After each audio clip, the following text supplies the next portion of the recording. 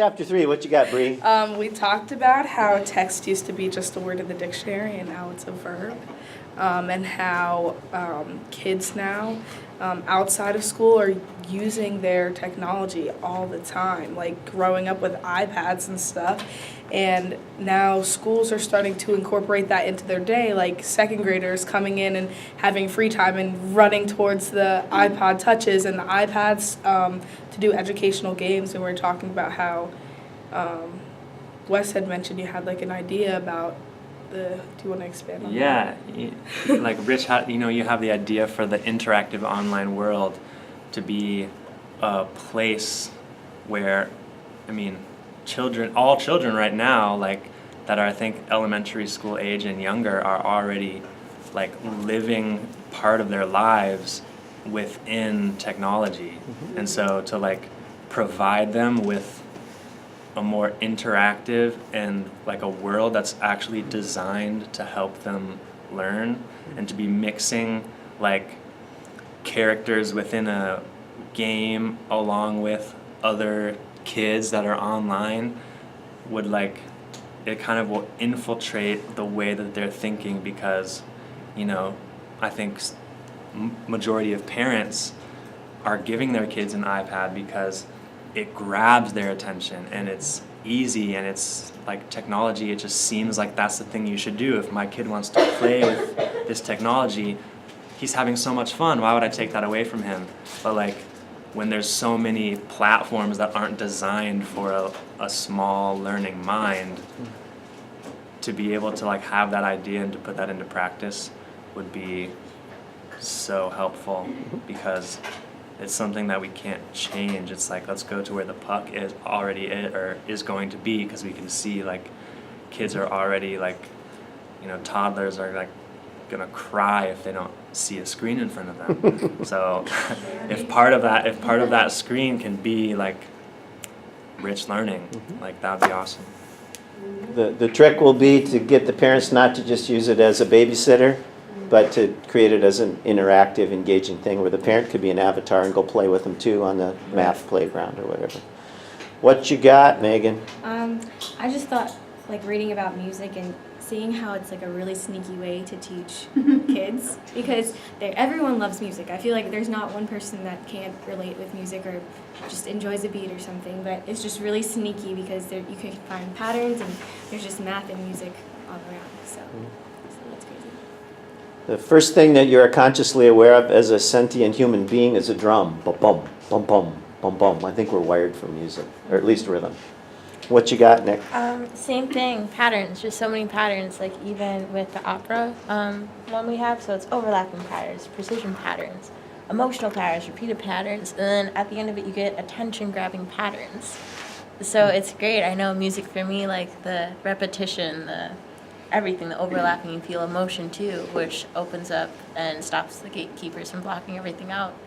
So lots of patterns, I think, is a really big point to take away from this with music. And it's so easy and it's free. It's so easy and free too. Why don't we use those things? Easy and free. What you got, Grace? Well, we talked about a variety of things, but hang on. Context, or content needs context. So, if you can tell someone something, but unless they have something else that they can connect it to, it's just going to go in one ear and right out the other. What you got, Cole? Yeah, I like how the chapter explores, like, if you're not moving, the brain doesn't really care to learn, and it'll create movement. Like, I love these pins because I can do this, right? So, it craves these patterns to an extent that it'll create them when they're absent, so you tap your foot or your doodle. But if you're not moving, it doesn't really care. For most of human history, we've been moving most of the time, otherwise you'd get eaten, right? So we're wired to move, we're not wired to sit. It's only been in a very short evolutionary moment, blip on the screen, that we've been sitting more than we've been moving. And maybe that's why we have so many problems. What you got, Laura? Well, I was looking on page 77 that says music is math and math is music. And I've told this story a couple of times, but not on tape. Probably the only. Tape, there's an ancient word. Yeah. Probably the only reason I ever passed a math class was because I played piano from ages 7 to 15. And I would always play before I did my math homework. And I would do my math homework first because it was the one I hated the most. And then like finish with history because I enjoyed that. But yeah, so I would play for a while and then do math. And if I didn't play piano before doing my math homework, it would take me like twice as long to do it. And I never got as good grades as I did when I would play piano before I worked on my math. So just total personal attestment. I attest to that? I attest to that. So what was the music doing to organize your math brain? I mean, what was happening there? Well, like people have been saying, music has patterns and music has that rhythm. And there's a certain amount of counting involved, and you know, there's beat and time signature, and just figuring out like what you're seeing on the page, like how does that coordinate with your fingers, and like where you're placing your fingers on the keys. And then beyond just like getting that down, like that technique down, is you're overlapping. So we're getting into the opera acronym, and you're putting your emotion into it, and you can like play things louder and softer and faster and slower based on like how the music is moving you. So it was kind of setting you up for your math. Yeah, and like since now I haven't taken a math class in like 3 years, music is still probably the only math I can do. Can count to 4 over and over and over again. Bria, what you got? I talked about how like music points beyond itself, and how regardless of what like a symbol means to you, it varies for every individual. So it allows people to like make their own connections within this like larger like database of symbols. And so like for Laura, like music allowed her to like do her math because she was like cognizant of those patterns and she like utilized that ability. But for myself, like music allows me to like make patterns when I write like poetry, or for when I write in general, or for like anything that allows me to like contextualize and then like conceptualize like language. Like music allows me to do that because I make all these other connections when I hear songs. Like, okay, this is a possibility because this, like music reminds me of like this other event or like these other emotions. So it hooks into things that hook into things that mean something to you. Yep. That like paints a larger picture. Yeah.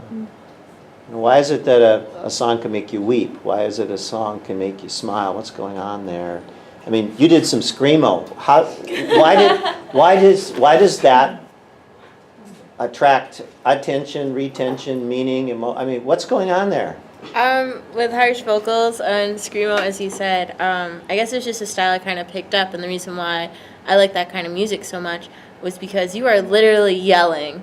You are yelling your feelings, and I was a very quiet person growing up, very quiet. But if I got up on that stage and I had that mic and I had my bass guitar, I could scream everything I want to say in front of people and not be nervous about it. And at the same time, you can bring it into, for me, I used it for like expression like frustration, anger, and just kind of letting it out, but also expressing beauty and things too. And when you get overwhelmed in life, it's a different style of vocals. But you can just, it's the loudest form, I think, of any kind of vocalization, at least for me personally. So I think it would be fun for you to teach us some Screamo on beauty. Oh, beautiful. Scream beauty. Beautiful Screamo? Yeah, let's do it. Can you do it right now? Oh. No. Now? Yeah. Something. Just give us something. What? Anything. Rich? Yeah, come on. Okay. It's really loud, so I'm just saying. Okay, I'm backing up. You're backing up. Come on. Okay, so when like you scream, it's kind of like you're really using your diaphragm, really pushing out your air. It's not really like yelling. It's kind of like, but like you have a harshness on it. So I'm just gonna scream. No word. I can't think of words, but just like, Yay! No! Like that. But different words to it, and there's different styles of it too. But by doing that, it's so loud and it's so attention-getting. You know? Sky.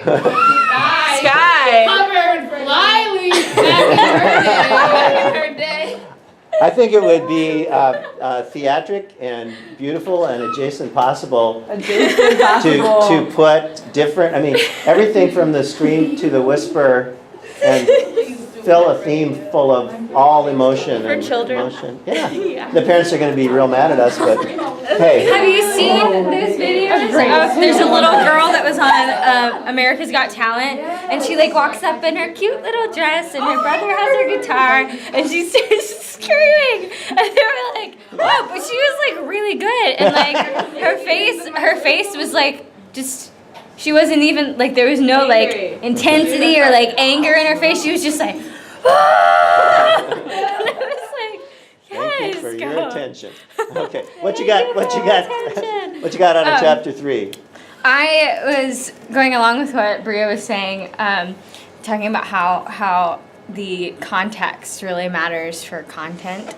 If you don't have like the context or like what's around it, then like the symbols or the things don't really like have that particular meaning anymore. So we were talking about how like for music or for any art or anything, somebody could like see it and it'll mean something totally different to them because maybe it brings back connections to something else that it reminds them of. Like if that thing is in a different context, then it brings it back to them. So now they can like connect it with 2 different contexts or whatever. So that's kind of Deeper cool. understanding, deeper meaning. Yeah, deeper understanding, deeper meaning, and then it also helps like build connections with like other people. Like, oh wow, this means a lot to you.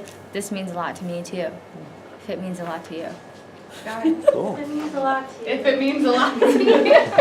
It's the transitive property of equality. If A equals B and B equals C, then A equals C. If it means something to you and you mean something to me, it might mean something to me too. And thank you. There's your math. Transitive property of equality. What you got, Nick? I was kind of going off the same section that they were talking about, but we were talking about like the way that music can make you feel emotion and stuff. And I was talking about how it made me think of like just this morning when like you were playing all the different songs and when the different styles came on, like we all had an emotional reaction to it. Like we were like, ooh, or we were just like, oh, okay, like, and I was like, if we have that kind of reaction to the music, like what kind of reaction like do like kids have to it? Then they're like, ooh, what is this song? Like this makes me feel happy. Let me listen to this. Cool. What you got, Camille? And along with Nicole's point, we talked about opening the kid before you open the book. So if the kid has the emotional connection to a song, or they're just like, "Ooh, this song makes me so happy," they're gonna want to go to school and like sing the songs and do the dances and stuff. You probably win when they want to be there, huh? Exactly. Yes. What you got, Maya? We talked about how music's been an effective tool for education since the dawn of our race, and like how you were saying, some cultures don't even have a different word for music and dance. So why not music, dance, and education? And we were talking about patterns, like when your brain is craving patterns, like when kids are in class, you know, tapping beats and stuff. Instead of putting them out, tell them to put that beat to what I just taught you, and next thing you know, they're gonna be at lunch like, yo, I got some fire. 1 + 1 is 2. You know what I'm saying? And then they learning, they're retaining the information like by accident, you know? And teaching everybody else in the school. So instead of put them on detention or stick them in the hall, have them harness That it. can be that. Okay, since you want to make beats, make a song to what I just taught you. And they can do it. Could we ever get to the day where a teacher walks in the room, everybody's sitting there quietly, and you go, "What's wrong with you guys? Move your body. Come on, fidget. Would you please?" Everybody fidget for a moment, will you? Please, please. Good, you're getting some oxygen. Imagine a teacher who walks in a room and has to yell at them to move your bodies instead of yell at them to sit still. Crazy. What you got, Ray? Well, when we first did the NK2 on the phone, who was on that call? Wes, you were on that call. Rachel, you were on that call? Who else was on that call? Which one? The one where we did the first NK2 ever. Like, In Aspen? no, like when we were, before anybody had come. No, like it was a phone call, one of the conference calls. Conference call. I think Wendy was on it. Yeah. But I was talking about patterns, but everybody else has talked about patterns. So we were also talking about how music lights up the other parts of the brain, and then I was saying that that's what NK2 does also. Something that's new to you is one part of the brain, something you already knew is another part, and then your curiosity is a whole nother part. So the more that you can get it lit up through music or the right questions, the better and more active it is. Cool, cool, cool. Ashley, what you got? Well, on page 118, it talks about, why art at the core of education. And art engages the whole brain. At best, it engages the whole mind. The right side of the brain processes colors and symbols, pictures and relationships, and the left side of the brain processes words and sequences and logical detail. So that was interesting to read about, like, as I'm teaching an art class, and what actually the art that I'm making with the kids are, it's like, what is their brain doing when I'm making stuff with them. They don't even know how engaged they are. Right, You're they're so using their sneaky. whole brain. Rachel Ann, what you got? I got, we were with Ashley, and we were talking about visual arts and all of that process. And one quote on page 110 is, "Visual art is always more attentive and retentive as a teaching tool than the spoken word." And I was just thinking about rich learning, how we very rarely speak. It's all about, it's not like we're creating an opera or a musical play, but it definitely, we do lots of music, lots of singing, lots of theater with not just spoken word, but your voice inflections. And there's an awesome picture right here that shows it. Your brain can remember 65% more information if you add a picture to it. Gets them creative. And then the last thing we were really talking about is we Google generation, the Gestalt right here. It is a word in the visual arts, and it means the organized whole is greater than the sum of its parts. So when you are, again, overlapping that music, that theater, arts, dance, woo, amazingness happens. And so that's very cool. Cool. Noni, bring it home. What you got? Okay, so on page 64, it says music places significantly higher demands on multiple shared networks than does speech. And it just made me think about, like, my personal experience with learning. I just remember back in college and even high school and even grammar school, how just listening to somebody talk about something, it was really hard for me to concentrate, because that, it requires you to concentrate even more. And it's like, I see you talking, but I'm not really understanding or really getting what you're saying. But when you make a song out of it, you remember more. And that always helped me. Like in college, we had a geography class where we had map tests. And me and my friends would all get together in a study group and make a song out of where each country was. And that always helped me to pass the test with flying colors. And even, I still remember a song from 2nd grade. Okay, let's have it.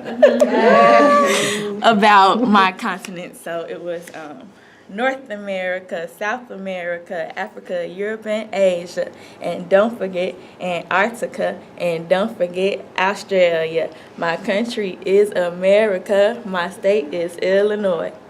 My city is Chicago. And now I know. Check it out now. Peace. Can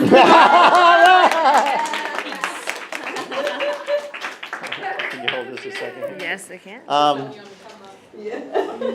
So I think the music piece of it is a no-brainer, because we know it is opera, overlap, precision, emotion, repetition, attention. And it's joy. Steven Pinker calls it audio cheesecake. You're pumping a little bit of dopamine into your brain. So why wouldn't we use that? And if it's so much more effective to sing than talk, why are we talking most of the time? Why wouldn't we be singing most of the time? Dance is opera, O-P-E-R-A. There's overlapping parts of the brain. There's major muscle groups. There's minor muscle groups. In our unique way, we're throwing in the sign language and letting the little muscle memory do that piece. You're not born learning how to ride a bike, but a bike has the brain meets the body meets the environment, and you have to have attention. You'll crash into something. The brain doesn't like pain. The first thing the brain likes to do is avoid pain, right? Okay? If you're dancing and you're not watching what you're doing, you're going to fall off the stage, you're going to crash into somebody, you're going to get hurt. So the brain is very, very attentive. when you're moving. And if movement is that much more effective than sitting, why are we sitting most of the time? Why aren't we moving most of the time? Theater, the moment you start blocking a play, you remember your lines because you're attaching so much more with the movement than just sitting.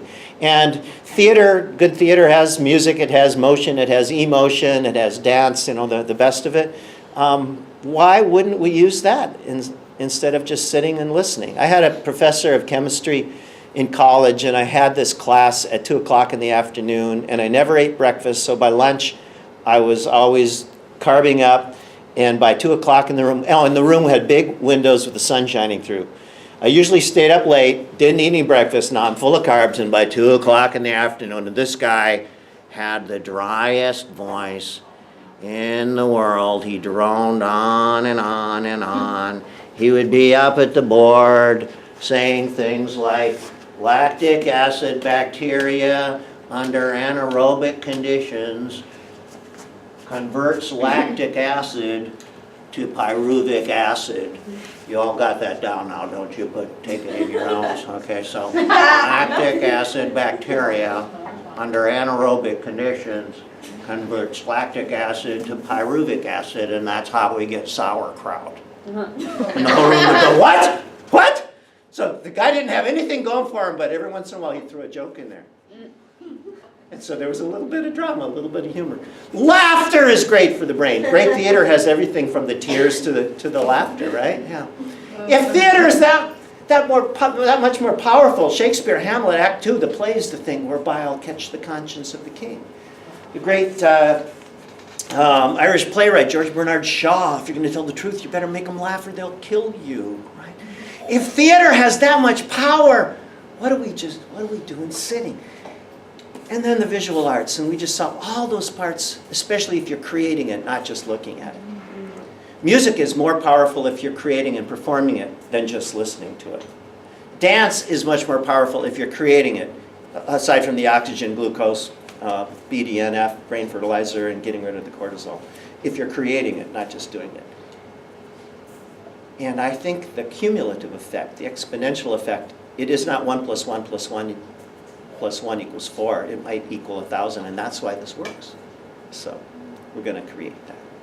That's my story. I'm sticking to it. We're at the 20-minute mark here, so we're going to stop because nobody watches more than 20 minutes, actually 2 minutes of anything, unless it's really engaging. Thank you. Okay.